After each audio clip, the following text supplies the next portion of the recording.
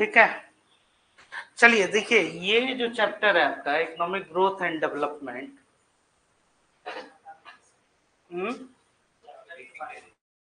हाँ, इसमें क्या होता है, जैसे कि आप लोग को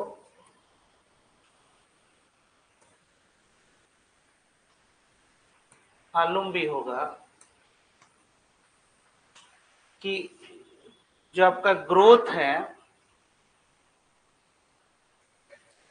वो ये है कि एक, जैसे कि मान लीजिए कि एक कोई आपका पोजीशन है, वाइट होना चाहिए, कोई एक सर्टेन पोजीशन है मान लीजिए, है ना, इस स्थिति से आप और क्या जा रहे हैं, बेटर पोजीशन पे। बेटर पोजीशन का क्या मतलब हुआ कि in terms of economic aspect यहाँ पे ये बात किया जा रहा है, मतलब कि इकोनॉमिक एस्पेक्ट्स में ये बात किया जा रहा है। अब इकोनॉमिक एस्पेक्ट्स में ग्रोथ को जो आप मेजर करते हैं वो क्या कर सकते हैं, ग्रोथ को आप क्या कर सकते हैं, क्वांटिफाई कर सकते हैं, है ना। मतलब कि ये क्या है, क्वांटिटेटिव मेजर है ना। क्वांटिटेटिव मेजर मतलब कि in terms of numbers we can measure, मतलब कि दो सिचुएशन अगर है, जैसे कि पहले मान लीजिए कि आप जो है 1 ट्रिलियन की एक इकोनॉमी है, अब 1 ट्रिलियन से आप कहा चले गए 2 ट्रिलियन, ये जो है इकोनॉमी 1 ट्रिलियन से 2 ट्रिलियन पे आप चले गए, ठीक है। तो ये क्या दिखाता है कि इन टर्म्स ऑफ नंबर्स जो है, जैसे कि 1 से 2 पे आप आए तो क्या हुआ, 1 ट्रिलियन आपने एक गिवन टाइम में एक ऐड किया, ठीक है। तो ये जो दिखाता है, ये इस परिस्थिति को, इस सिचुएशन को हम क्या कहेंगे, ग्रोथ कहेंगे, ठीक है। और डेवलपमेंट जो होता है ये एक तरह का क्या हो गया, ये क्वालिटेटिव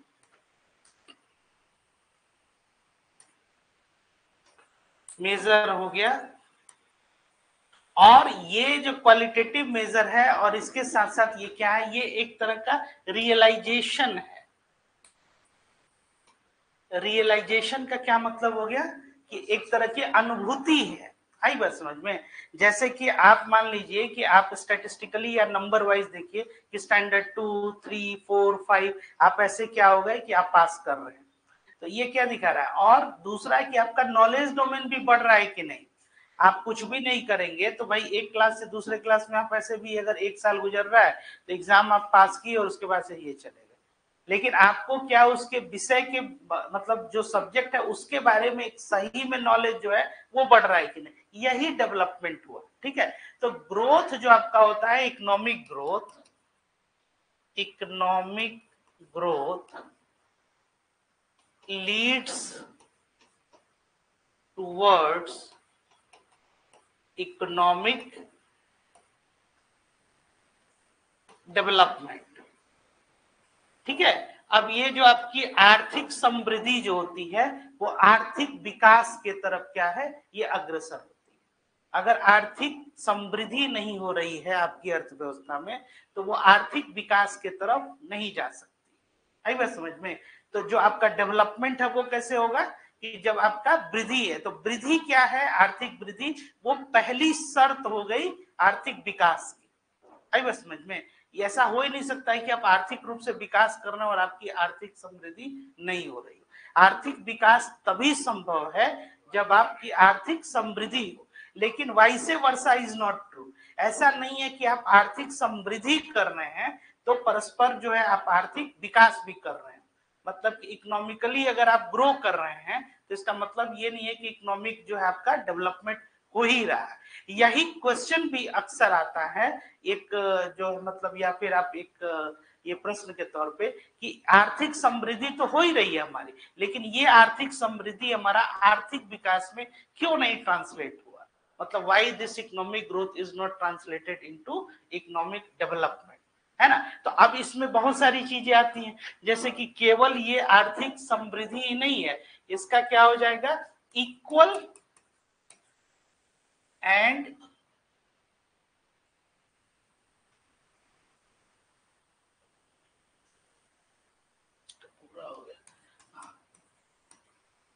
इक्विटेबल डिस्ट्रीब्यूशन ऑफ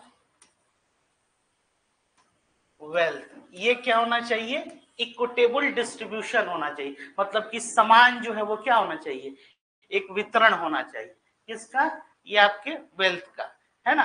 तो अब इससे है कि अगर मान लीजिए कि आप देखिए कि अब इसके क्या इंडिकेटर है, तो अब अगर मान लीजिए कि इकोनॉमी के ग्राउंड पे आप देखिए तो आप लोग नेशनल इनकम में ये पढ़े भी हैं कि अब इसमें क्या क्या इंडिकेटर है राष्ट्रीय आय के। तो सबसे पहला जो होता है वो क्या होता है आपका? जीडीपी, मतलब कि ग्रॉस डोमेस्टिक प्रोडक्ट। अगर जीडीपी आपकी बढ़ रही है, मतलब कि अगर ग्रॉस डोमेस्टिक प्रोडक्ट जो है वो बढ़ रहा है, तो इसका मतलब कि ऐसा माना जा सकता है कि आपके यहाँ क्या हो रहा है? इकोनॉमिक ग्रोथ हो रहा है। लेकिन इकोनॉमिक डेवलपमेंट भी हो रहा है, ये हम इसके आधार पर नहीं कह सकते। आई बात समझ में? क्योंकि ये क्या है, जैसे कि अभी आप देख लीजिए कि हम लोग 5 ट्रिलियन जो है ये इकोनॉमी, इसका क्या एक हम लोग का एक लक्ष्य है। 5 ट्रिलियन अगर हम लोग अचीव कर भी ले रहे हैं, तो आप ठीक वैसे ही देखिए कि अभी भी क्या है कि पॉवर्टी लेवल जो है ये बहुत, मतलब काफी एक्सट्रीम पॉवर्टी की हम बात कर रहे हैं, वो भी बहुत जगह। अब जैसे अगर हम स्टेट लाइक बिहार ही देखें, तो जैसे 51% बीपीएल जो है, अभी उसको ये नया जो डेटा ये लोग अपडेट किए तो उसमें भी 35-36% है।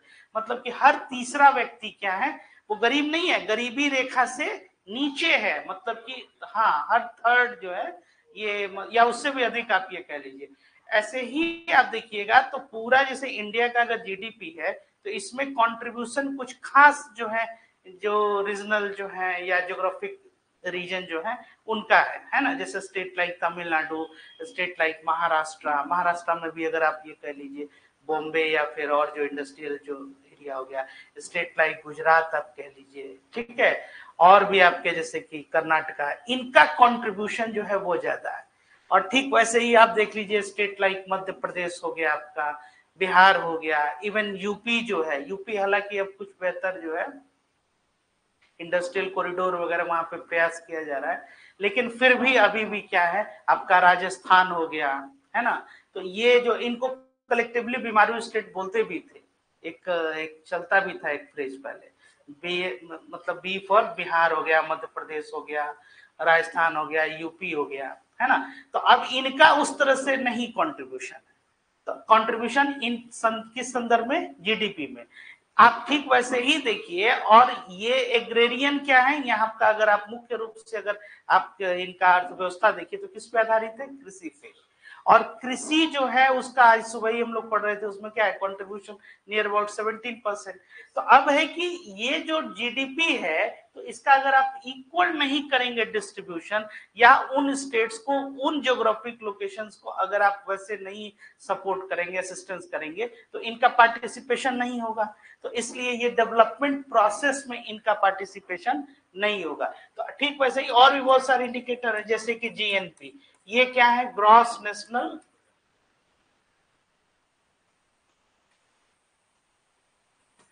ये क्या बताता है? ये बताता है कि आपके जो नेशनल्स हैं, मतलब कि total net factor income from abroad, मतलब कि आपके यहाँ के जो लोग हैं बाहर में अगर कार्यरत हैं, तो वो इनकम जो है उसको हम लोग इसमें ऐड करेंगे, और बाहर का लोग जो है कोई मान लीजिए इंस्टीट्यूशन यहाँ कार्यरत है वो हम उसमें नहीं इंक्लूड करेंगे। और जीडीपी में क्या है कि अगर जीडीपी में अगर बाहर की भी कोई कंपनी है, कोई फॉरेन या अब्रोड की कोई कंपनी है यहाँ पे अगर कार्यरत है, और अगर मान लीजिए कि वो, क्योंकि वो आपके डोमेस्टिक टेरिटोरी में क्या कर रहा है, वो प्रोडक्शन कर रहा है, तो अब इसमें यह है कि production, equitable distribution of wealth जो है ये होना चाहिए।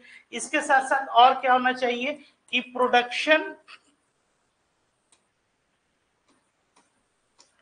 एक्टिविटी में क्या होना चाहिए? पार्टिसिपेशन होना चाहिए। ठीक है, मतलब कि जो आप प्रोडक्शन एक्टिविटी है इसमें उसका पार्टिसिपेशन जो है ये होना चाहिए। इसके अलावे और क्या है, और आप डेवलपमेंट को कैसे मेजर करेंगे? तो अब इसमें बहुत सारे जो है अदर इंडिकेटर, जैसे कि एक आप जानते हो PQLI, ये क्या है? Physical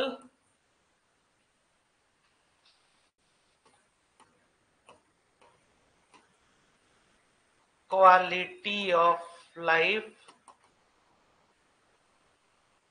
indicator. अब इसमें है कि जीवन प्रत्याशा, मान लीजिए लाइफ एक्सपेक्टेंसी ये कितनी है, ये अगर अधिक हो रही है लाइफ एक्सपेक्टेंसी जीवन प्रत्याशा, तो आपका मतलब कि जीवन स्तर जिसको ये बोला जाता है ये। तो अब स्टैंडर्ड ऑफ लिविंग,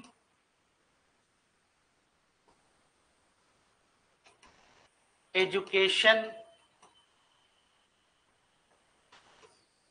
हेल्थ, ये तीन जो है ये आपका एक MDI होता है, इसको बोलते हैं मल्टी डायमेंशनल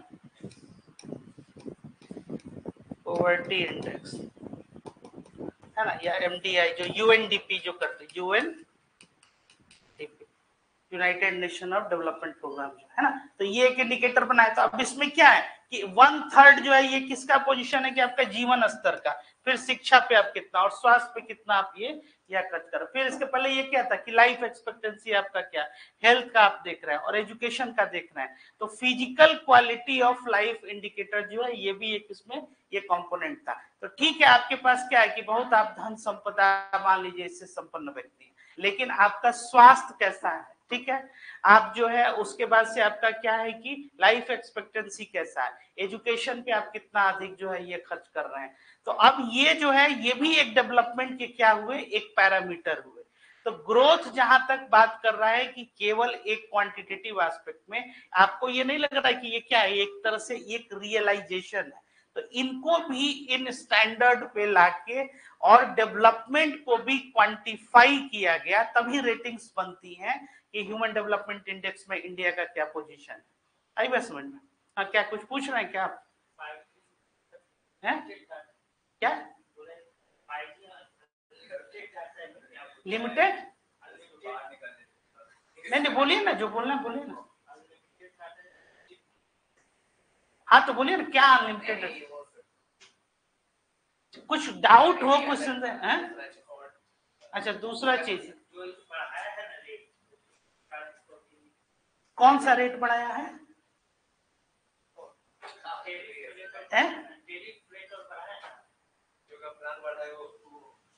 जियो का प्लान बढ़ा है? अच्छा, इससे संबंधित नहीं, अगर इससे संबंधित है कोई डाउट, हाँ तो कुछ है तो कुछ, ठीक है। तो ये ग्रोथ और डेवलपमेंट, आइए क्वेश्चंस करते हैं। अब इसी में और भी बहुत सारे, जैसे कि एक रोस्टो का एक मॉडल है, तब उसमें रोस्टो का ये मॉडल है कि जैसे जैसे आप क्या है, जैसे कि इकोनॉमी भी आपका एक टेक ऑफ जोन में ये जाती है, ठीक वैसे ही कई लोग अपना अपना जो है ये मॉडल उसमें दिए हैं, ये डेवलपमेंट को लेके या फिर ग्रोथ को लेके। फिर उसके बाद से और क्या हुआ कि जैसे कि अब आपकी इकोनॉमी जो है धीरे धीरे कहाँ, ये कंजम्पशन बेस्ड इकोनॉमी अब जा रही है। तो कंजम्पशन बेस्ड इकोनॉमी कब जाएगी, तो अब इसी में ये सोशल डेवलपमेंट एस्पेक्ट भी आता है, या सस्टेनेबल डेवलपमेंट जो आपका है उसमें क्या है कि वर्तमान में जो लोग हैं, तो इसको कैरिंग कैपेसिटी कहते हैं। क्या बोलते हैं? कैरिंग। कल इसको और डिटेल में आप लोग को पढ़ाएंगे, हम सस्टेनेबल डेवलपमेंट पढ़ाएंगे। कैरिंग कैपेसिटी क्या है कि इस जनरेशन के जो लोग हैं इनकी जरूरतें जो है वो पूरी हो जाएंगी, इसके साथ साथ भविष्य में जो आपका जो मतलब आने वाली पीढ़ी है उसके लिए भी क्या है वो चाहिए संसाधन। नहीं तो सारा संसाधन अगर यही पीढ़ी के लोग जो अगर उसको कंज्यूम कर जाए तो अगले जनरेशन के लिए क्या बचेगा, कुछ नहीं बचेगा है। हाँ, तो यही सस्टेनेबल डेवलपमेंट जो है उसमें ये जो है गोल जो है ये रखा गया। तो 2000 ईस्वी में ये MDG आया, मिलेनियम डेवलपमेंट गोल। तो 2015 तक उसमें क्या रखा गया, टारगेट रखा गया। फिर 2015 में उसको और जो है कुछ और टारगेट के साथ एक्सटेंड करके 2030 तक ये जो है ये सस्टेनेबल डेवलपमेंट गोल्स जो है ये रखा गया, ठीक है। उसमें जैसे कि जीरो हंगर, उसमें क्या है कि भुखमरी नहीं होना चाहिए, या इस तरह से और भी बहुत सारे उसमें चीज है, जिसकी क्लीन वाटर। तो किसी भी व्यक्ति के जीवन के भरण पोषण करने के लिए क्या चाहिए, जैसे रोटी कपड़ा मकान, इससे ऊपर और क्या, शिक्षा चाहिए, फिर स्वास्थ्य चाहिए, ठीक है। तो ये सब जो है ये इंडिकेटर्स जो है ये बने आपके कि ग्रोथ तो है ही है, इसके साथ साथ डेवलपमेंट जो है वहां क्या बोलिए, नहीं बोलिए ना, जो पूछना है कुछ नहीं, ठीक है। हम्म, अच्छा लग रहा है। अब 3 इडियट हमको थोड़ा रिकॉल करना पड़ेगा, आप लोग रिकॉल करो। हाँ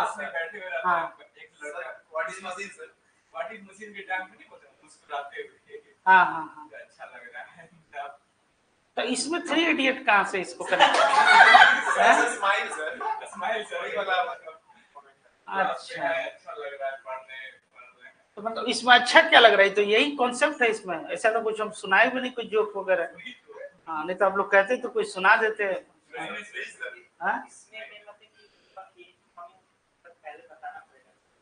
इकोनॉमी में पहले बताना पड़ेगा।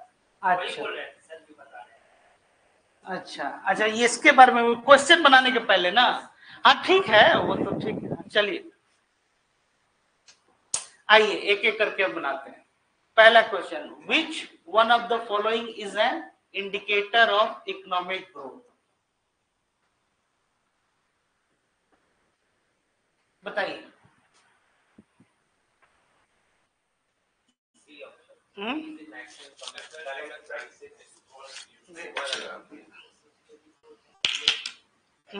क्या है? सी। निम्नलिखित में कौन सा आर्थिक वृद्धि का सूचक है? वर्ष के दौरान स्थिर मूल्य पर राष्ट्रीय आय में वृद्धि, एक अवधि में वर्तमान मूल्यों पर राष्ट्रीय आय में वृद्धि, जनसंख्या में वृद्धि के साथ राष्ट्रीय आय में वृद्धि। ठीक है, इसको समझिए पहले। आप लोगों को पहले भी बताए थे ये कि बेस्ट अब यही है कि an indicator of economic growth, है ना? आप अगर इसके जगह पे ये लिख देते, नहीं, द बेस्ट इंडिकेटर। दूसरी बात कि ये जो स्टेडी ग्रोथ है, इसको हटा के अगर growth in real per capita income, वास्तविक प्रति व्यक्ति आय में जो स्थिर वृद्धि है, इस स्थिर को भी आप हटा दीजिएगा, या स्थिर रहने भी दिए तब भी कोई दिक्कत नहीं है। अगर ये है या नहीं भी रहे, नहीं रहे तो ज्यादा बेहतर है। यही बेस्ट इंडिकेटर होता है इकोनॉमिक ग्रोथ का। इसको कुछ ऐसे समझिए, इसमें डिस्ट्रीब्यूशन एस्पेक्ट भी है। ठीक है, मतलब कि रियल इनकम का मतलब क्या हो गया कि इन्फ्लेशन, महंगाई को हटा के, जैसे कि 10,000 रुपया आपसे हम जनवरी में लिए और 10,000 रुपया इस साल के अंत में दिसंबर में आपको लौटाना है, तो वो 10,000 रुपया अगर महंगाई 10% से बढ़ रही है तो क्या हो जाएगा? उसकी वैल्यू कितनी हो जाएगी? 9,000 रुपया। 1,000 रुपया कम हो जाएगा क्योंकि महंगाई। तो जो जनवरी में 10,000 रुपए का, वही जो आप सुबह में कह रहे थे कि पैसे की वैल्यू क्या हो रही है, वो कम हो रही है, तो वो क्या हो जाएगा? 9,000 रुपए हो जाएगा।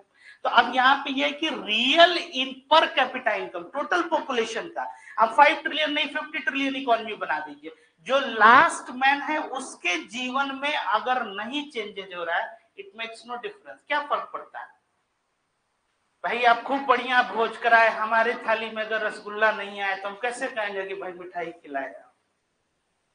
अब बगल में आके ये हमसे कह रहे हैं कि बहुत बढ़िया मिठाई खिलाया है, हम बोले हमको तो मिला ही नहीं है, तुम कैसे कहते हैं? समझ में आया? मतलब कि जब तक जो है उस व्यक्ति को नहीं मिला तो वो कैसे कहेगा?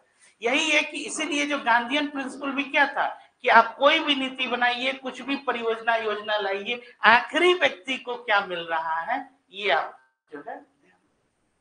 ठीक है, तो इसमें से क्या हो जाएगा? आप अदर्स पे भी थोड़ा ध्यान दीजिए। Growth in national income at constant price, ये है, it is one of the measurement of economic growth. Increase in national income at current prices over a period, मतलब मार्केट प्राइस पे, ये भी एक इंडिकेटर है। आई बस समझ में? Increase in national income with increase in population, क्या वृद्धि के साथ राष्ट्रीय आय में वृद्धि, बिल्कुल है। लेकिन क्वेश्चन जो है निम्नलिखित में से कौन सा आर्थिक वृद्धि का सूचकांक है, ये सब है, लेकिन यहाँ क्या होना चाहिए? बेस्ट इंडिकेटर जो है इसमें से कौन सा है? आई बस समझ में? इसलिए बेस्ट इंडिकेटर क्या है? Real per capita income. National income में अगर वृद्धि हो रहा है तो आर्थिक वृद्धि का सूचकांक नहीं होगा, बिल्कुल होगा, करेक्ट। लेकिन इसमें से क्या हो जाएगा? विच one of the following is the best indicator. तो कभी भी रहे ये क्वेश्चन में कि रियल पर कैपिटा रियल इनकम, कि एक इनकम मतलब क्या? डिवाइडेड बाय पॉपुलेशन, तो पॉपुलेशन तो एक व्यक्ति का जो है वो निकल गया, और एक व्यक्ति का कौन सा निकला? रियल इनकम, मतलब काट छाट के सब जो मिला शुद्ध वो कितना? एक चीज। ठीक है, अगला ये काफी फैक्चुअल क्वेश्चन है। लिमिट टू ग्रोथ, विकास की सीमा की अवधारणा, ये कहां से लिया गया था? कॉन्सेप्ट कोई बताएगा? हाँ, क्लब ऑफ रोम। और एजेंडा 21 क्या है, कोई बताएगा?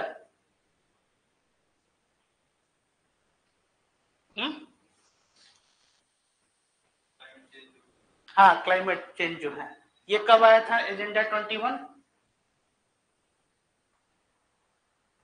1992 क्या था? रियो डी जेनेरियो वाला अर्थ समिट था। और 19 उसमें क्या था? एजेंडा 21 के बारे में चर्चा किया गया था कि नहीं? और ब्रंटन वुड जो है 1987 में जो कमीशन आया था, यूनेस्को की स्थापना हुई थी। यूनेस्को की कई मीटिंग हुई, जैसे 2002 में आपका ये सस्टेनेबल डेवलपमेंट वाला हुआ था, बायोडाइवर्सिटी से 2010 वाला हुआ था आपका, जो नगोया समिट जो बुलाया था जापान का, अक्सर होते रहते हैं। इंक्लूसिव ग्रोथ वुड नेसेसिटेट, इसको नोट कीजिए 3 नंबर।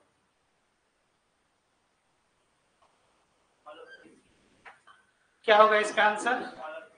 पढ़ लीजिए इसको, पहले 3 नंबर पढ़िए ठीक से। समावेशी विकास के लिए आवश्यक होगा और संरचना सुविधाओं का विकास। Inclusive growth would necessitate development of infrastructural facilities. Yes, this is the right choice. Revival of agriculture, बिल्कुल चाहिए revival of agriculture. Increase availability of social services such as education and health, ये जो होते हैं ये सबको समावेशी विकास के लिए ये जरूरी है, इंक्लूसिव ग्रोथ के लिए। नेक्स्ट, चौथा है, समावेशी विकास में निम्नलिखित में से किससे वृद्धि की उम्मीद नहीं है? Inclusive growth is not expected to increase from which one of the following? Adequate credit to farms, क्यों?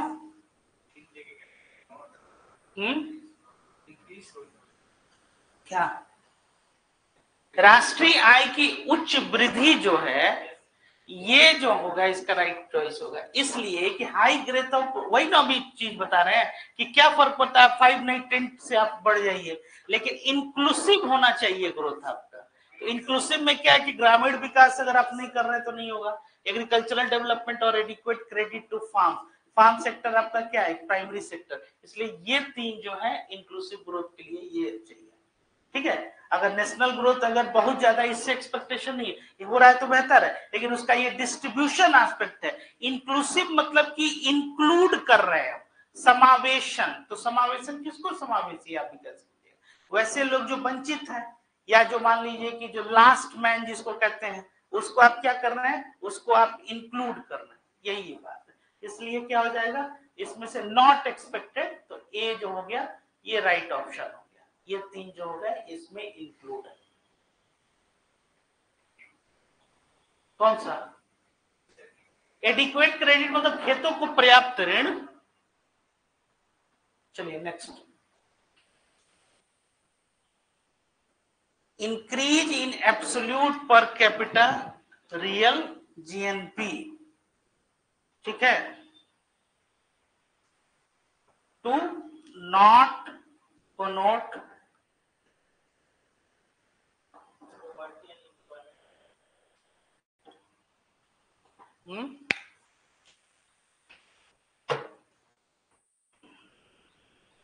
बताइए। पॉवर्टी एंड अनएम्प्लॉयमेंट इंक्रीज, क्या मतलब हुआ इसका?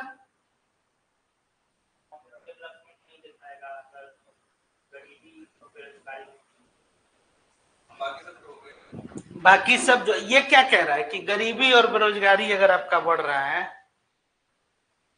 तो absolute per capita real income do not connote a higher level of economic development.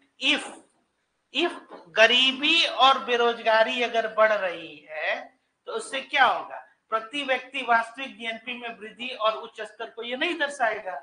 ये क्या? Industrial output fails हो जाएगा, ये दर्शा रहा है ना। ये क्या हो जाएगा? ये उसका एक समस्या है, ये ग्रोथ में एक हिंड्रेंस है, इसको ऑब्स्टेकल कहते हैं, बाधा कहते हैं। ये सी इसका राइट चॉइस होगा, ठीक है। क्लियर है ना? हाँ, ये तो बहुत इजी क्वेश्चन, इसको बनाइए। जीएनपी मेजर्स, इतना टाइम लगेगा? सी क्या है?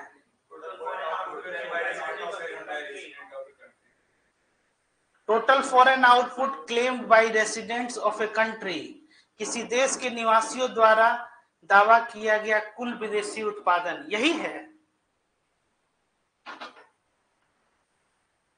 उल्टा कुछ नहीं बोलना है आप लोग। हाँ, तो वही तो पूछ रहे हैं, जीएनपी ग्रॉस नेशनल प्रोडक्ट, तो इसमें नेशनल का कहीं बात ही नहीं आ रहा है। आप लोग जो कह रहे हैं ग्रॉस नेशनल प्रोडक्ट, तब फिर आप लोग एकदम उल्टा पकड़े हुए थे। Total domestic and foreign output claimed by residents of a country, यहाँ क्या, किसी देश के निवासियों द्वारा दावा किया गया कुल और घरेलू और विदेशी उत्पादन। ऑप्शन सामने है, लेकिन मतलब आप लोग समझ रहे हैं, मतलब भी ठीक समझ रहे हैं, चॉइस जो है उल्टा पकड़ लिए थे। जीएनपी मतलब ग्रॉस नेशनल प्रोडक्ट, जब भी इस तरह का आए सीधे उसका फुल फॉर्म लिखिएगा, तब दिमाग जो है काम करेगा कि यहाँ पे जो बाहर, यहीं के लोग अगर बाहर काम कर रहे हैं, उत्पादन कर रहे हैं, वो ऐड होगा, बाहर वाले जो यहाँ कर रहे हैं वो नहीं ऐड होगा। जीडीपी में उल्टा हो, जीडीपी क्या है कि वो डोमेस्टिक। ठीक है, चलिए नेक्स्ट आइए।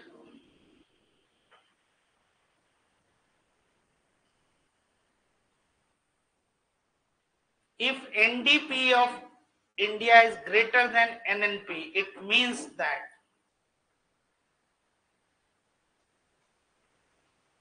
NDP किसको कहते हैं? वो छोड़िए अभी, NDP, अरे डी और ई को छोड़िए, पहले इसको समझिए। पहले NDP क्या हो गया? Net domestic product.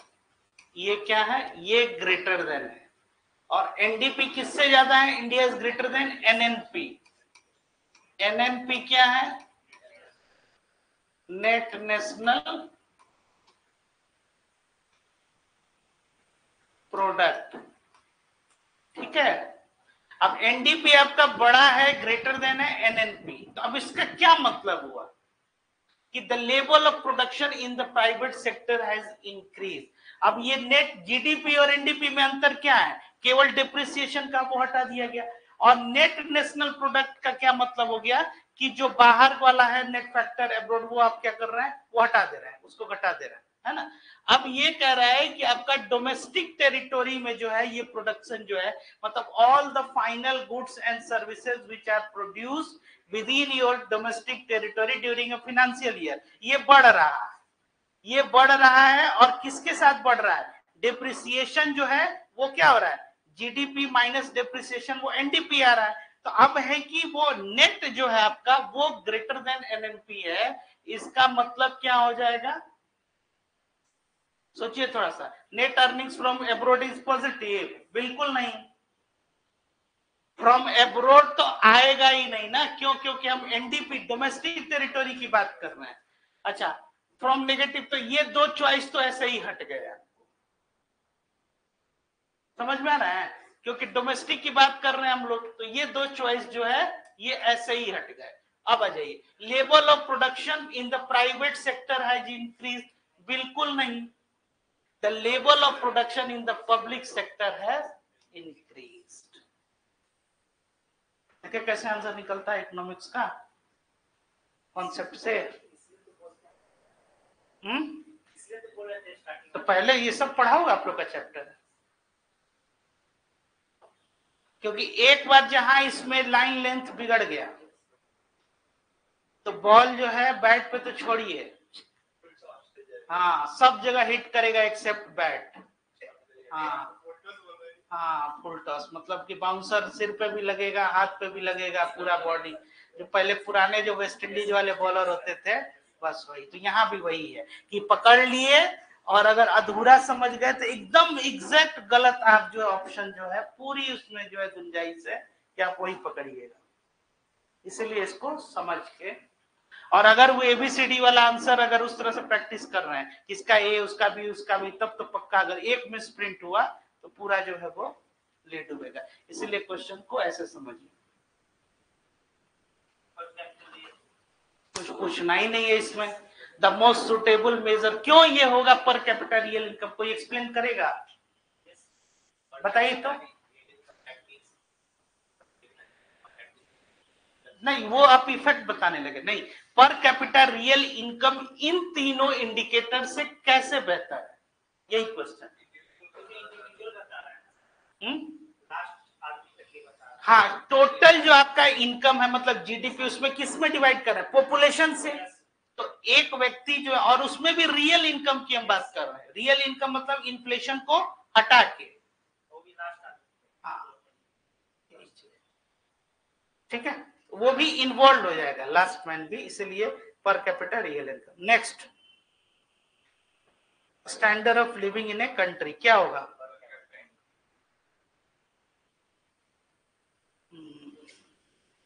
इसको नोट भी करते चलिए।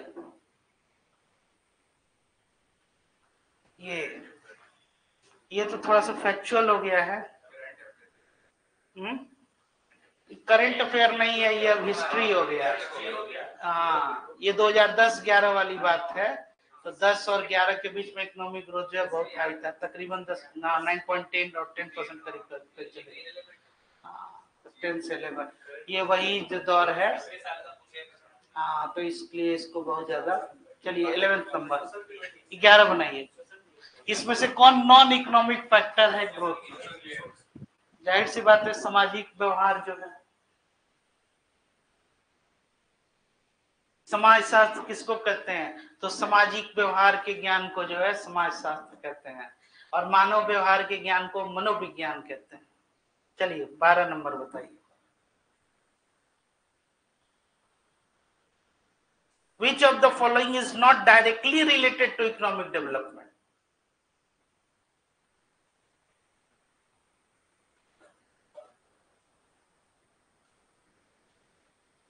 प्रश्न ध्यान दीजिए, बहुत इजी क्वेश्चन है, बहुत आसानी से कर जाइएगा।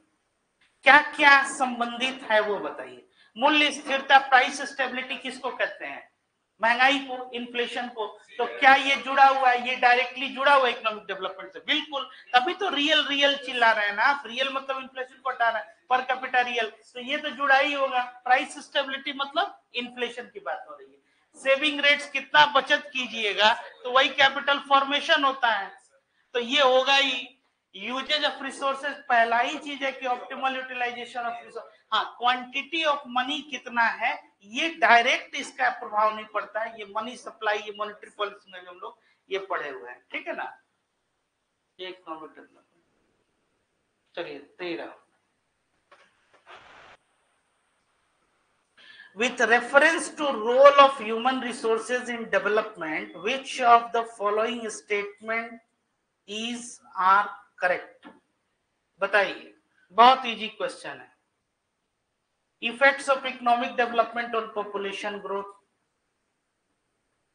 Effects of population growth in economic development, विकास में मानव संसाधनों की भूमिका के संदर्भ में निम्नलिखित में से कौन सा कथन सही है?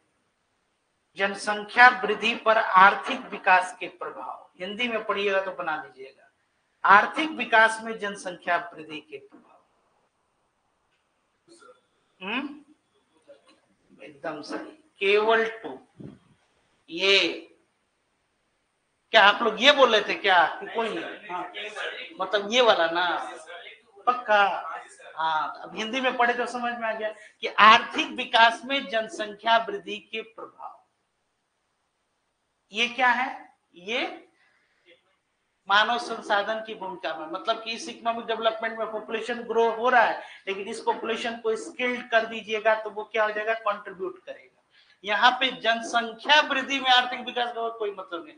यही इंग्लिश जो है थोड़ा सा हिंदी में आ गए तो ये बन गया। तो इसलिए ये भी ध्यान देखिएगा कि अनुवाद में वो दोनों रहता है। ये बनाइए,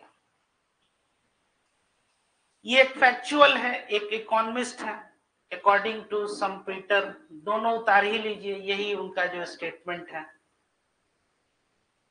कहीं पूछ सकता है कि विकास स्थिर अवस्था में एक असंतत और स्वतः स्फूर्त परिवर्तन है। Development is a discontinuous and spontaneous change in stationery state. स्थिर स्थिति है, मतलब कि स्टेशनरी स्टेट का क्या मतलब है, कुछ हो ही नहीं रहा। तो अब कोई भी परिवर्तन होगा तो वो विकास होगा। जैसे कि नहीं करे कि भाई अब ये आप ऐसे समझिए कि आप कुछ जो है पिछले 1 महीना से कोई आप सब्जेक्ट के बारे में जानते ही नहीं है, तो जो भी जानिएगा क्या कि अब धीरे धीरे अब आपका ग्रो ही हो रहा है, पॉजिटिव ही बढ़ेगा उसमें, वही उनका ये कहना है। और while growth is gradual and steady change in the long run which comes about by a gradual increase in rate of savings and population, ये सही है। जब लंबे समय में क्रमिक और स्थिर परिवर्तन है जो बचत और जनसंख्या की दर में क्रमिक वृद्धि के कारण होता है। क्रमिक वृद्धि का मतलब क्या हो जाएगा, ग्रेजुअल जो है इंक्रीज जो है, इसी का यही डेवलपमेंट है। अगर कोई पूछे तो ये भी आप आंसर कर सकते हैं कि विकास क्या है, तो लंबे समय में एक क्रमिक और स्थिर परिवर्तन है ना। ठीक है, ये तो ऑप्शन से ही बन जाएगा। बैलेंस्ड ग्रोथ क्या है, बनाइए।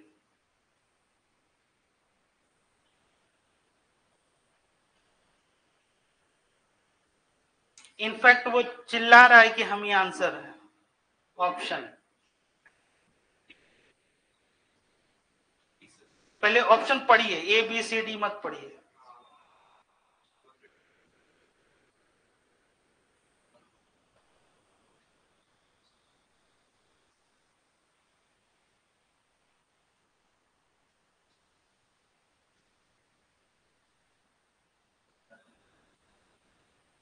संतुलित किसको कहते हैं, जैसे संतुलित आहार होता है, बैलेंस डाइट, इसी तरह इसमें क्या है,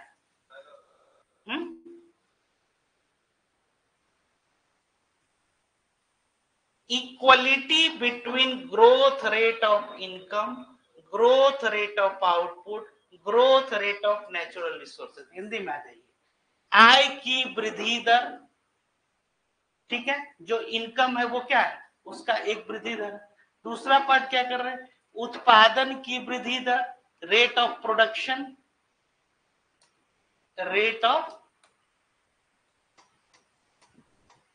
प्रोडक्शन, और यहां क्या कर रहे हैं,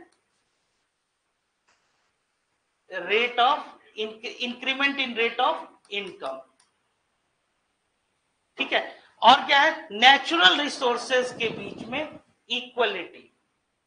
आई बात समझ में, इसी को बैलेंस्ड ग्रोथ रेट कहेंगे। अब अगला भी विकल्प पढ़ लीजिए, ये क्या कर रहा है, आय की वृद्धि दर और जनसंख्या वृद्धि दर के बीच समानता, केवल पॉपुलेशन और इसमें what about resources, natural resources और आय की वृद्धि में समानता, तो व्हाट अबाउट पॉपुलेशन। यहाँ है कि नेचुरल रिसोर्सेज इसमें और पॉपुलेशन के बीच में, तो इसमें आपको ये इनकम का रेट के बारे में नहीं है। तो ये जो पहला ऑप्शन है यही इसका आंसर है, और इसी को बैलेंस्ड ग्रोथ रेट भी कहते हैं, या संतुलित विकास आपसे कोई पूछे, मतलब एक क्या, एक सामंजस्य स्थापित करना, यही उसका एक डेफिनेशन भी हो जाएगा। किसी से भी कहीं भी आपको ये पूछना है, या इवन अगर मान लीजिए आप कहीं आपसे कोई एक मॉडल पूछे, कोई सजेशन पूछे कि बिहार के आर्थिक विकास के लिए आप क्या सुझाव देते हैं, तो आप यही कहिए कि एक संतुलित जो है एक विकास होना चाहिए। किस चीज में, तो आय की वृद्धि दर, मतलब यहाँ के लोग जो है उसमें, उत्पादन की वृद्धि दर, जो भी हम लोग जो प्रोड्यूस कर रहे हैं उसमें, और नेचुरल रिसोर्सेज है उनके बीच एक समानता। ऐसा नहीं कि नेचुरल रिसोर्सेज के कॉस्ट पे आप जो है ये इनकम। चलिए नेक्स्ट बनाइए, बहुत इजी क्वेश्चन है, ये बन जाना चाहिए। हिंदी इंग्लिश दोनों पढ़ लीजिए, हिंदी पढ़िएगा तो तुरंत बन जाएगा।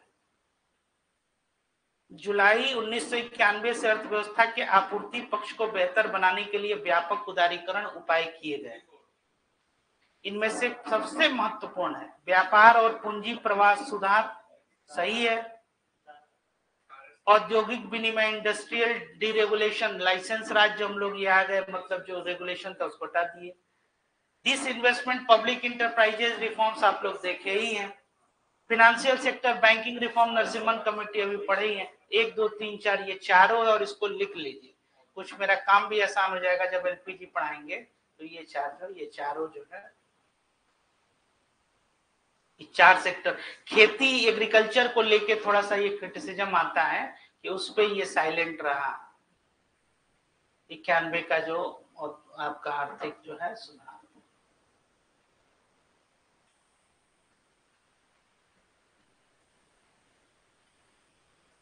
नोट कर लीजिए इसको, चारों पॉइंट।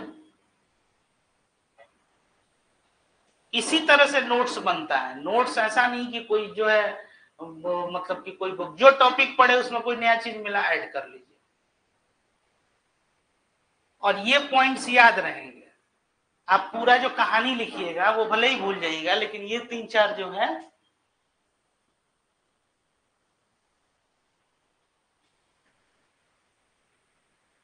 व्यापार और पूंजी प्रवाह, कैपिटल फ्लोज और कैपिटल इनफ्लोज और कैपिटल आउटफ्लोज, उसके इकोनॉमिक रिकॉर्ड को क्या बोलते हैं? सिस्टमैटिक रिकॉर्ड को। हाँ वही बैलेंस होते हैं। हाँ तो इसीलिए तो बता रहे हैं ना कि क्वेश्चन छूटना नहीं चाहिए। अब आप लोग ऑप्शन आसानी से, इकोनॉमिक्स का क्वेश्चन बस ठीक से पढ़ लीजिएगा तो आंसर आ जाएगा, जो कॉन्सेप्चुअल क्वेश्चन।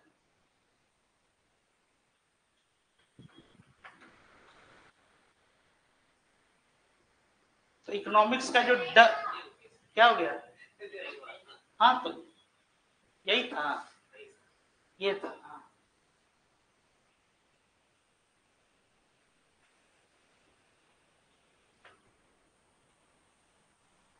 बस 4 वर्ड तो लिखना है, कितना टाइम लग रहा है? क्वेश्चन भी लिखना है ना? गुड।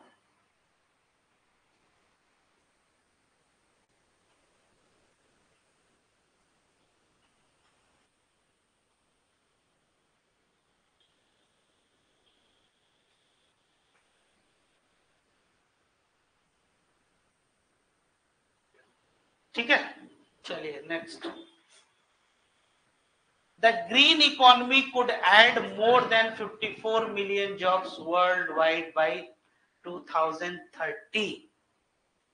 और आगे पढ़िए।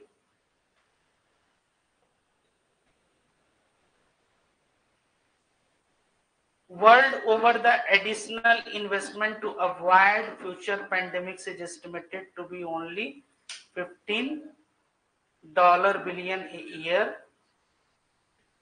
Over 90% of countries saw their HDI value drop in either 20 or 21।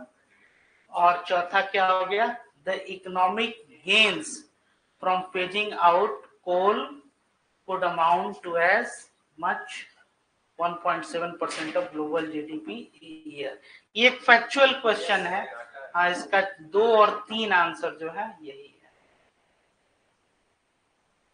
ठीक है, वैसे ग्रीन इकोनॉमी जो है इसको नोट कर लीजिए, इसके विषय में आप लोग पढ़िएगा आगे। ग्रीन इकोनॉमी मतलब इन्वायरमेंटल एस्पेक्ट जो है उस पर ज्यादा ध्यान। 18 नंबर है ये।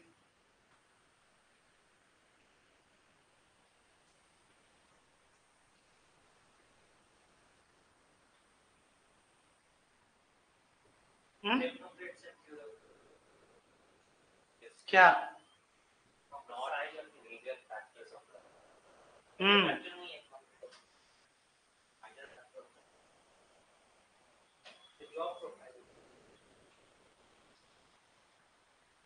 पक्का? सही है, यही आंसर। इकोनॉमिक ग्रोथ में ये मेजर फैक्टर्स नहीं है, ये तीनों तो हैं।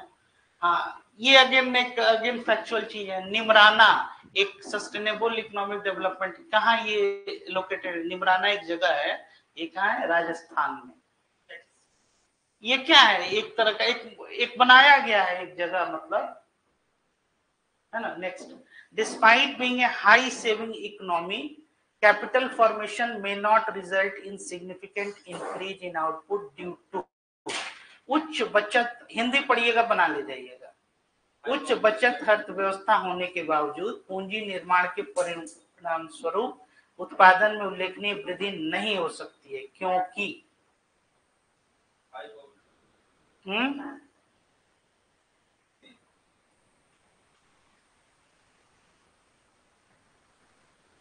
High population density. अगर हाई सेविंग रेट है तो पॉपुलेशन अगर डेंसिटी, उससे कोई बहुत फर्क तो नहीं पड़ना है।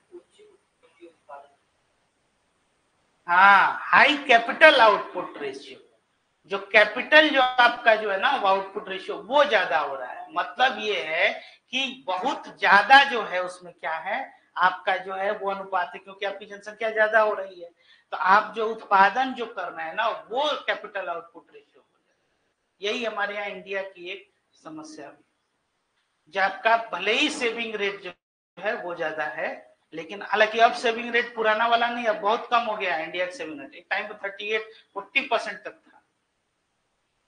चलिए नेक्स्ट 21वां, ये बहुत आसानी से बन जाएगा और इसको नोट भी कर लीजिए आप लोग। ये इंक्लूसिव ग्रोथ का जो है ऑब्जेक्टिव है।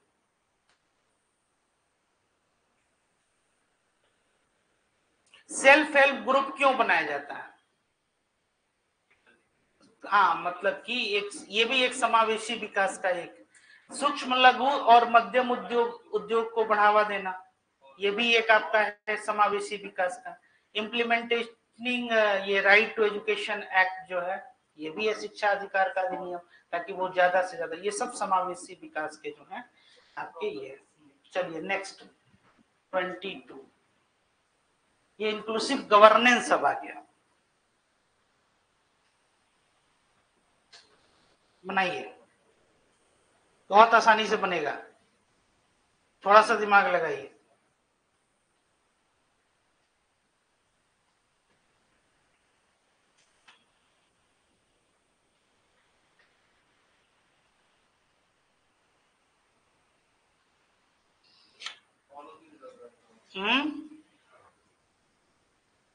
Essential part of inclusive governance. NBFC को बैंकिंग अगर करने को कह दिया जाए तो इससे आपका इंक्लूसिव गवर्नेंस कैसे, मतलब ये सोचिए थोड़ा सा। पहला जो है नहीं होगा। सभी जिलों में प्रभावी जिला योजना समितियों की स्थापना करना, बिल्कुल होगा। दूसरा, सार्वजनिक स्वास्थ्य पर सरकारी खर्च, public expenditure, government spending, public expenditure, government expenditure. Daily हम यही पढ़ाते हैं आप लोग को कि अगर वो बढ़ेगा किस पे, तो सार्वजनिक स्वास्थ्य पे, तो इससे क्या इंक्लूजन होगा and it leads towards your inclusive growth also. तो जो आउटपुट का जो इक्वेशन है उसमें जी फैक्टर क्या है, गवर्नमेंट एक्सपेंडिचर, तो आप जी बढ़ा रहे हैं। और चौथा क्या, मध्याह्न भोजन योजना को मजबूत करना, जाहिर सी बात है ये भी वही है इसका। तो ए जो है वो नहीं होगा, 2, 3, 4 जो है यही आंसर होगा। ये क्यों नहीं होगा? क्योंकि मान लीजिए एनबीएफसी बजाज फाइनेंस सर्विसेज को आप ये कह रहे हैं कि कल से आप जो है बैंक का काम करो, इससे इंक्लूसिव गवर्नेंस कैसे बढ़ा?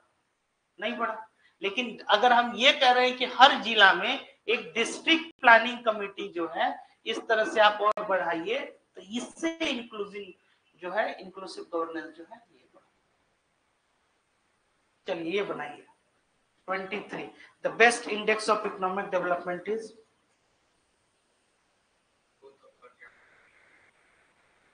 हाँ डी ऑप्शन जो है आपका क्या है, रियल इनकम जो है वो ग्रोथ इन पर capita real income from year two year, ये बेस्ट इंडेक्स स्टार्ट में ही हम आप लोग को बता दिए। चलिए अब आ जाइए अर्थव्यवस्था के मेजर्स। पहला ही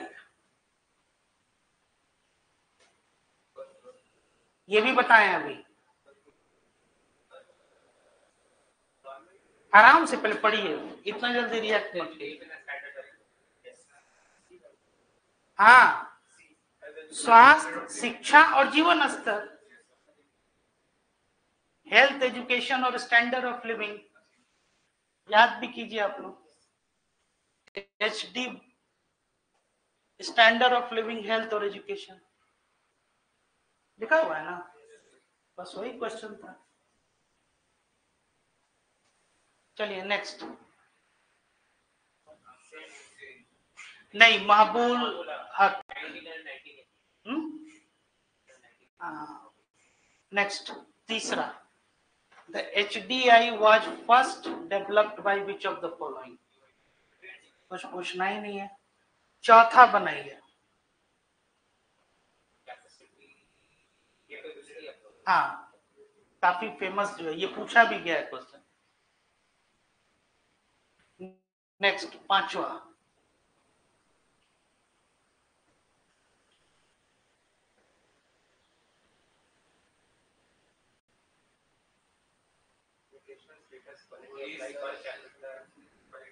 life expectancy, educational attainment and per capita GDP. Human development index में इन्फ्लेशन नहीं आएगा तो डी ऑप्शन को हटा दीजिए।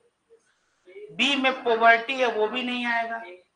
और ए में जो per capita GDP, nutritional status और क्वालिटी ऑफ लाइफ जो है, लेकिन लाइफ एक्सपेक्टेंसी जो है ये आपको शिक्षा उसमें नहीं है। ए में शिक्षा चाहिए आपका, ये लाइफ एक्सपेक्टेंसी मतलब स्वास्थ्य चाहिए, और हाई स्टैंडर्ड ऑफ लिविंग मतलब पर कैपिटा, तो इसलिए 5 का सी जो है वो best. The best performance in terms of human development among Asian countries is by, बताइए। कोरिया का ये जो है, ये चेंज होते रहता है इसलिए इसको लेके ऐसा, हाँ तो ये करंट से ज्यादा अपडेट कर लीजिए।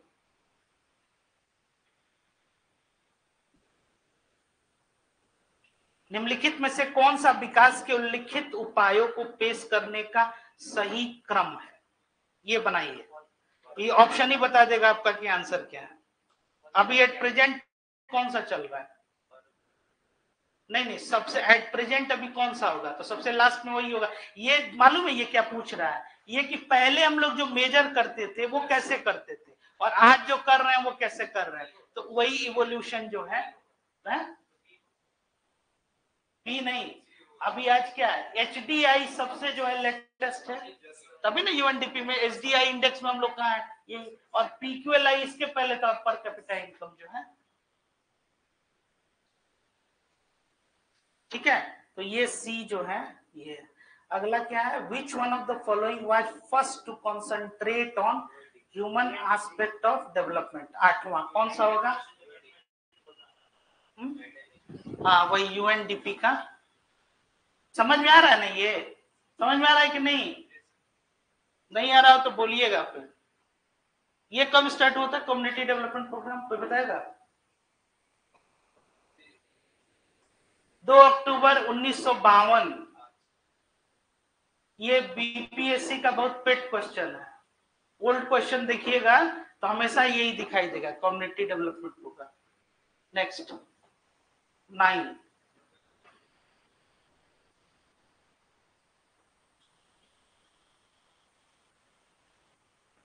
Human development index comprises literacy rates, life expectancy at birth and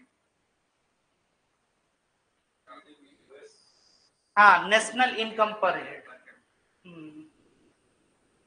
चलिए 10वां, कौन मेजर नहीं है? ये लिंग अनुपात नहीं होगा, नॉट मेजर ऑफ HDI। बताइए। जीवन प्रत्याशा तो होता ही है, लाइफ एक्सपेक्टेंसी, लिटरेसी शिक्षा है ही है, ग्रॉस इनरोलमेंट मतलब वही आप कितना एजुकेशन जो आप ये लिया, हाँ जेंडर रेशियो उसमें नहीं आता है, मानव विकास सूचकांक।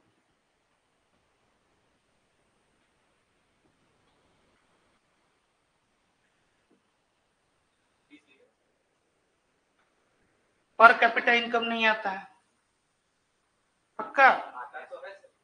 Not a constituent of human development index. स्वास्थ्य शिक्षा प्रति व्यक्ति आए, तो इसमें से कौन सा नहीं आएगा?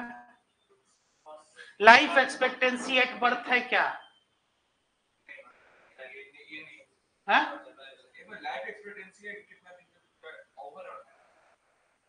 भाई ओवरऑल या इसमें से कौन नहीं है HDI में? स्टैंडर्ड ऑफ लिविंग होता है, एजुकेशन होता है और हेल्थ होता है। अब इन तीन के अलावा जो इसको हटाइए।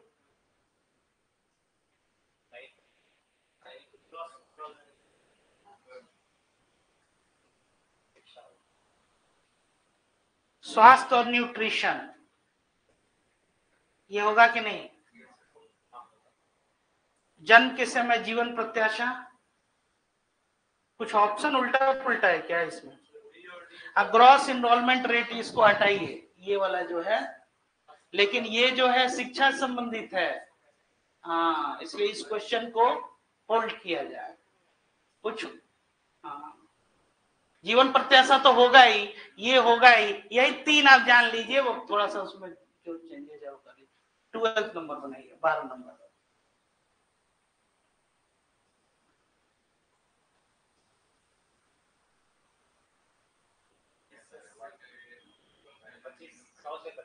मिनिमम 25, 100 नहीं है, 85 है। हाँ, सी ऑप्शन जो है 85 हो। मैं 100 साल तक कहाँ कोई, 85 ठीक है। 13। अब ये फिर वही क्वेश्चन हो गया, इसको आप, हाँ ये चेंज इसको आप कर लीजिए, ये बनाइए। किसी भी देश की प्रगति के लिए मानव संसाधन आवश्यक है, सही है कि गलत है? दूसरा, इधर पढ़ो ये वाला। दूसरा, लोगों की शिक्षा और स्वास्थ्य में निवेश से भविष्य में, ये क्या है, देश को उच्च दर पर लाभ मिल सकता है। हाँ बिल्कुल, तो ए और आर दोनों सही है और यही उसको एक्सप्लेन करता है। ठीक है, चलिए नेक्स्ट 15 बनाइए। एज पर HDI अनुसार सूचकांक मूल्य भिन्न होता है, 0 और 1 के बीच में होता है। ठीक है, which country has ranked happiness index, में कौन था हैप्पीनेस इंडेक्स में? अच्छा लास्ट, हाँ वही तो हम, ठीक है ठीक है। हाँ ये 2021 का, ये अपडेट कीजिएगा लोग इधर बात। अगेन ये भी, ये इसको रहने दीजिए, नीति आयोग का ये नया वाला अपडेट आप लोगों को बता दें।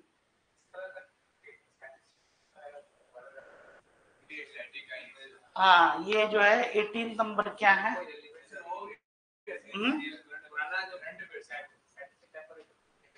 नहीं ठीक है, मतलब वो तो है, लेकिन ये आधार पे इसको रहने दे, इसका तो यही है 130 से घटकर 132, थोड़ा सा ओल्ड क्वेश्चन हो गया है इसलिए। ये बनाइए,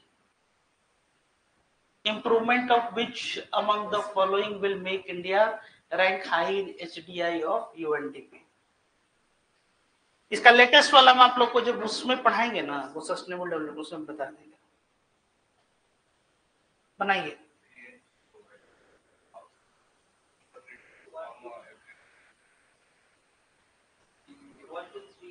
हाँ 1 2 3 सही बोल रहे हैं। हाँ 4 availability of safe drinking water, more credit to farmers, more children going to school. ठीक है, अगेन इसको हटाइए 2019 के।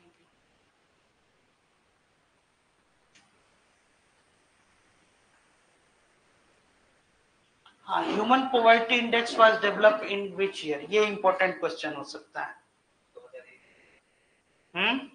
नहीं, पॉवर्टी इंडेक्स 1997 में आया था ये। हाँ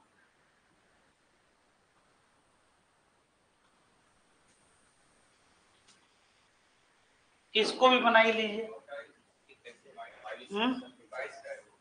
हाँ तो 22 का ही, लेकिन अवरोही क्रम मतलब कि डिसेंडिंग ऑर्डर, ये बन जाएगा, थोड़ा सा प्रयास कीजिए।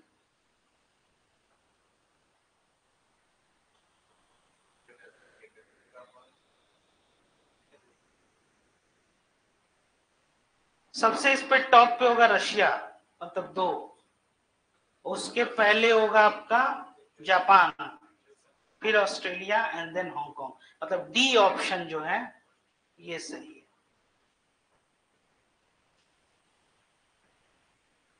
ये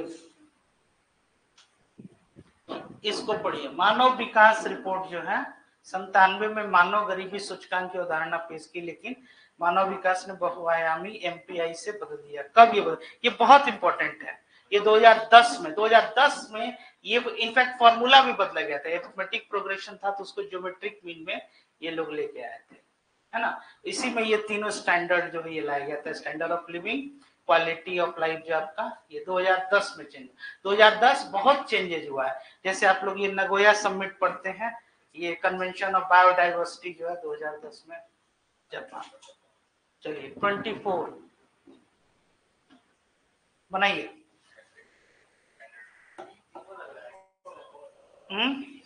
हाँ सही है, एकदम फट क्वेश्चन बन रहा है इसका। 25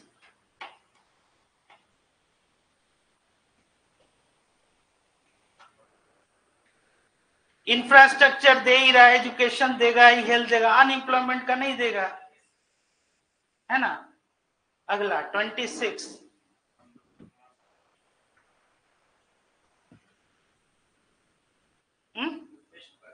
क्या पहला राज्य कौन सा है?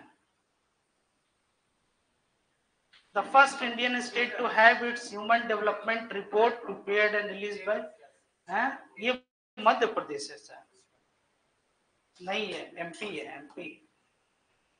नेक्स्ट 27 निम्नलिखित में कौन सा युग में जीवन की भौतिक गुणवत्ता का सबसे उपयुक्त मूल्यांकन है?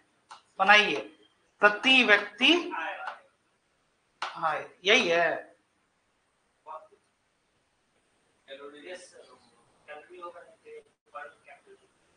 फिजिकल क्वालिटी ऑफ लाइफ के बारे में पूछा गया।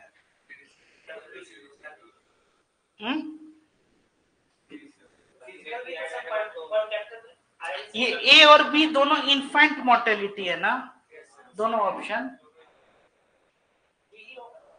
वही प्रति व्यक्ति आएगी इसमें लग रहा है। हाँ तो वो कैलोरी इंटेक भी इसका बढ़ेगा। ये बनाइए, ये तो मॉरिस डी मॉरिस काफी ये याद रहना चाहिए। 29 बनाइए। ये तो काफी इंपॉर्टेंट है, तो सब लोग जानता हो। भूटान में ग्रॉस नेशनल हैप्पीनेस जो है इसको वो लोग मेजर करते हैं। और 30 number again, increasing investment in human capital leads to, इसको नोट कीजिए, आप लोग नोट किए है ना। Proper use of resources, increase in productivity, development in skill, ये पहले भी वैसे था। हाँ एग्जैक्टली यही तरीका ही होता है।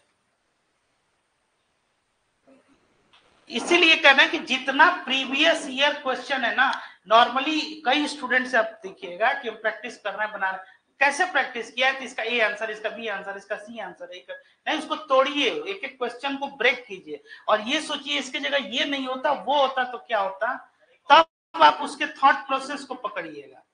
इरेस्पेक्टिव ऑफ कि नंबर ऑफ क्वेश्चन की सर बोले 500 क्वेश्चन बनाने के लिए 5000 बना दिए। 5000 आप बनाए क्या? तो यूपी की राजधानी कहाँ है? तो लखनऊ। केरल की राजधानी कहाँ है? त्रिवेंद्रम। आप 10,000 वैसा क्वेश्चन बना लीजिए।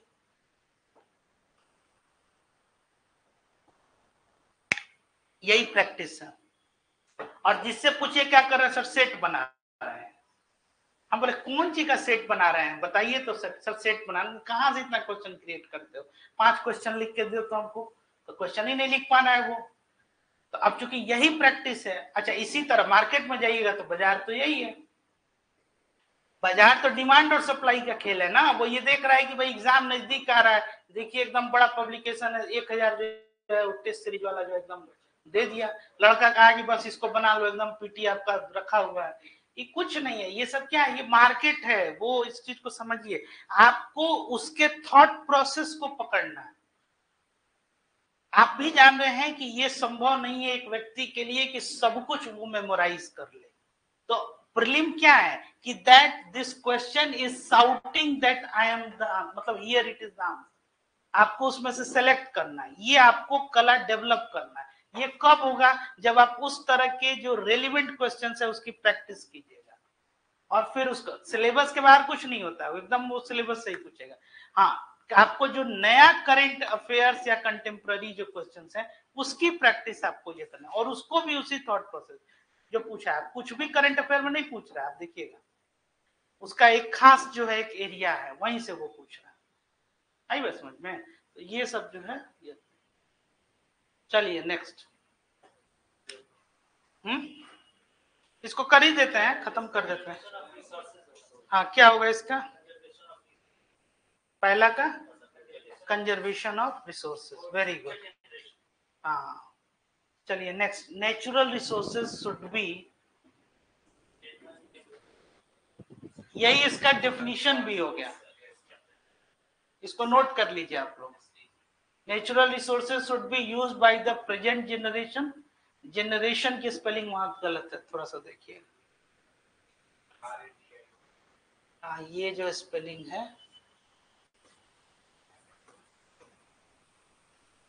generation, such a way that if there is minimum degradation of natural resources, then what kind of development would it be called? ये क्या कहलाएगा? ठीक है, चलिए नेक्स्ट।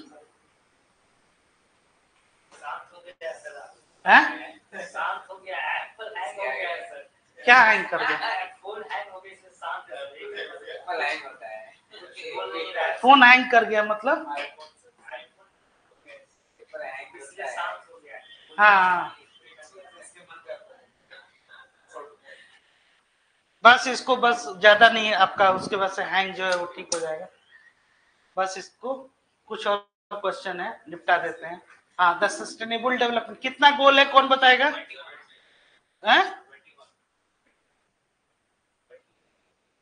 21 है, याद कीजिए। अभी नहीं बता रहे थे सस्टेनेबल, कल पढ़ाएंगे भी इसको। चलिए नेक्स्ट आ गया। Where was the concept of sustainable? 17 इसका आंसर है, 17 3। चौथा बनाइए।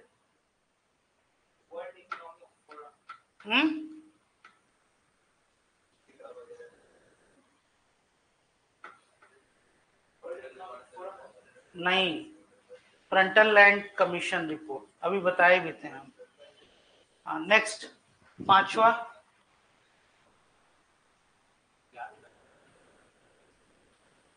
Which of the following is bold 10?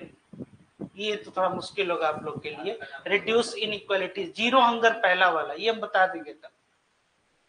NITI Aayog 20 index, इसको रहने दीजिए, ये 20 का कोई मतलब है? हाँ, नहीं ठीक है। अब ये 7 का कोई मतलब। हाँ, ये 8वां देखिए। Which agency has been assigned as? हाँ, वेरी गुड। सांख्यिकी और कार्यक्रम जो है, यही जो इम्प्लीमेंटेशन, ध्यान दीजिएगा एसडीजी का ये क्या है कि which agency has been assigned the role of overseeing the implementation of SDG in India? A कौन है? कौन ये करता है एसडीजी का? नहीं, हम आपके ही बात में रह गए, इसलिए हम भी गलत बता दिए। हाँ, नीति आयोग। नीति आयोग का एस्पिरेशनल इंडेक्स जो है, ये नीति आयोग है। Ministry of statistics and programme implementation जो है, ये दूसरा ये काम है इसका। हाँ, वो अलग काम है। ये सस्टेनेबल डेवलपमेंट गोल, तभी तो एस्पिरेशनल इंडेक्स नीति आयोग निकालता है।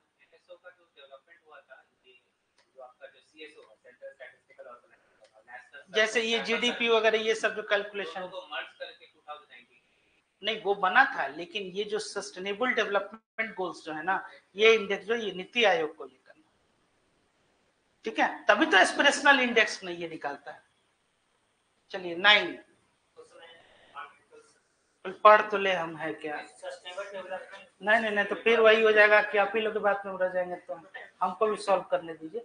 यदि हम सतत विकास के 3 स्तंभों में से केवल 2 को ही प्राप्त कर पाते हैं, तो निम्नलिखित में से कौन सा सही है? सामाजिक प्लस आर्थिक स्थिरता न्याय संगत, social and economic sustainability, equitable सामाजिक और पर्यावरणीय स्थिरता, ये हो जाएगा वेरिएबल। फिर हो जाएगा आर्थिक प्लस पर्यावरणीय स्थिरता, व्यवहार, उपरोक्त सभी। क्या होगा आंसर बताइए? क्या सब दिखाई दे रहा है, सब सही है। इकोनॉमिक और इन्वायरमेंटल सस्टेनेबिलिटी होगा तो ये तभी वायबल होगा, और ये दोनों होगा तो वेरिएबल होगा, और ये दोनों होगा तो आपका इक्विटेबल होगा। सब सही है, बल्कि आप इसको नोट कर लीजिए तो आपके आंसर राइटिंग के लिए ये बहुत बढ़िया है। और इन्हीं वर्ड्स को आप वो जो चार्ट होता है 3 4 5 सर्किल जो है उसको बना दीजिए, एक में ये लिख दीजिए सोशल, एक में इकोनॉमिक, और ये 1.5 पेज उस पर आप लिख सकते हैं। हाँ कल पढ़ाएंगे, कल एसडीजी नीति इकोनॉमिक सब कुछ ना कुछ उसमें से। ठीक है, चलिए नेक्स्ट। ये तो पुराना है। What do we mean by sustainable economic development, बनाइए। Future economic development with the development of present generation, A option right option है, उसको टिक कीजिए और आगे बढ़िए। 12 नंबर। हाँ, वर्तमान में लोगों के आराम का त्याग किए बिना, saving energy and other resources for the future without sacrificing people's comfort in the present, in the definition of which of the following concept, this is called sustainable development. There is no doubt in that. Next, 13वां बनाइए। सतत पर्यटन का मुख्य उद्देश्य क्या है? सी क्या है पहले ये तो देखें। To manage tourism and environment आ गया ना, बस टिक कर दीजिए, आगे बढ़ जाइए। सस्टेनेबल मतलब कि environment, present generation, carrying capacity, ये सब टर्म याद कर लीजिए। यही जो है मतलब इससे क्वेश्चन जो है निगेट किया था। कैरिंग कैपेसिटी मतलब कि इस जनरेशन के लोग क्या है, वर्तमान पीढ़ी उसका जो है उसके जरूरत को ये पूरा करे और भविष्य के लिए वो रखे नेचुरल रिसोर्सेज को, प्लस पर्यावरण से। ये बनाइए।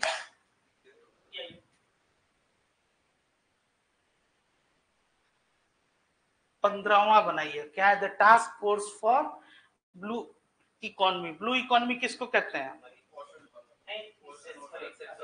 Marine sector. Task force Bharat और किस बीच के साथ है? फ्रांस, नॉर्वे कोई बोला है ना? हाँ नॉर्वे। नेक्स्ट 16 बनाइए। 16 बहुत इंपॉर्टेंट है, ये थोड़ा सा एक कॉन्सेप्चुअल चीज है।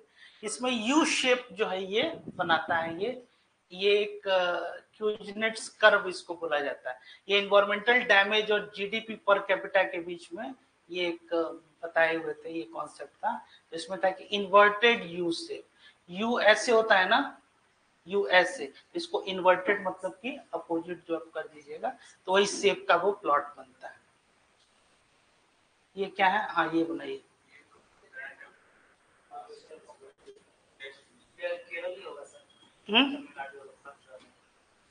Odisha, Odisha. Niti Aayog has developed a composite index of each state which aggregates progress towards each sustainable development goals and classifies states in achievers, frontrunners, performers and aspirants. On the basis of composite index, which of the following is not a front runner? ये तीन होंगे, ये नहीं है, उड़ीसा नहीं है, नहीं वो तो हाँ ये बनाइए।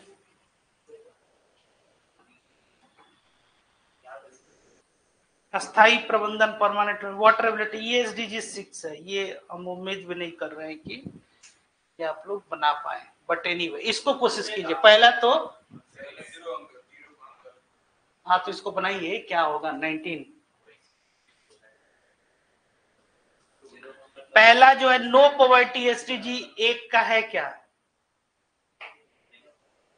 नहीं,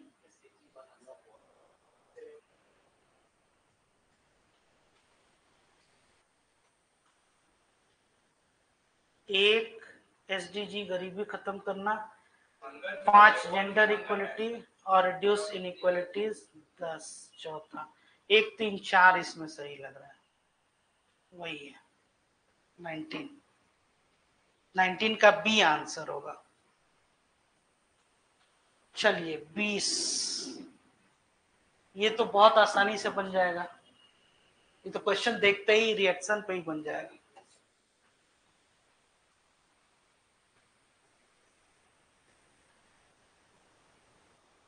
On how many of the above does UNOPS Sustainable Investment in Infrastructure and Innovation Initiative focus for its investment?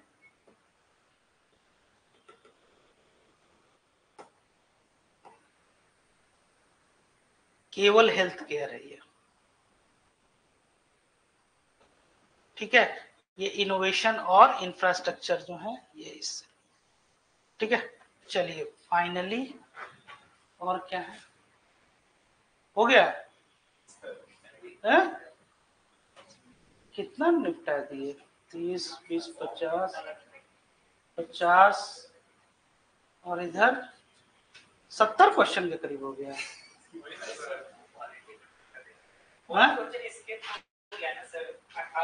नहीं उतना नहीं तो कितना होगा, तो 4-5 क्वेश्चन है ना, उससे ज्यादा।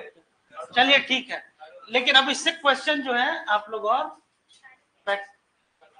टाइम अभी है, टाइम हो गया, टाइम हो गया तो चलिए फिर